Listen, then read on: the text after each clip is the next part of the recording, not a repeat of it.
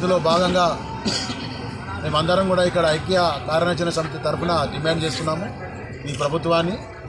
నిన్ననే వాళ్ళు పెద్దలు సుధిరెడ్డి గారు, మాజీ ఎమ్మెల్యే గారు, అలాగనే కాంగ్రెస్ పార్టీ ఇన్ఛార్జ్ వజ్రేష్ యాదవ్ గారు, గంగయ్య యాదవ్ గారు వస్తామని చెప్పడం జరిగింది. అందరూ కూడా ఇక్కడ అన్ని కుల సంఘాలు, ఇక్కడ ఐక్య కార్యాచరణ సమితి అందరు ప్రజలు కూడా అక్కడ వెయిట్ చేశారు వస్తారని. కానీ వాళ్ళు చూచూ తప్పకుండా గడదానికి వచ్చి అక్కడ గడ్డి ఏముంటే అది వీకి పోయిర్రు తప్ప ఏమీ చెప్పలేదు. పని స్టార్ట్ చేస్తామంటున్నారు. కాదు, మేము ఆల్రెడీ ఏసీపీ గారు, సిఐ గారు, ఆ కాంట్రాక్టర్ సత్యరెడ్డి గారు రావడం జరిగింది. అతను మేము ఏసీపీ గారు కూడా మా ఐక్య కార్యాచరణ సమితి లక్ష్మారెడ్డి గారు కానీ అందరూ పెద్దలు కూడా ఆ కమిటీ కూడా వాళ్ళకి గట్టిగా చెప్పడం జరిగింది. మీరు బ్రిడ్జి పూర్తయ్యే వరకు ఈ రిలే నిదర్శనం ఇట్నే కంటిన్యూ అవుతుంది.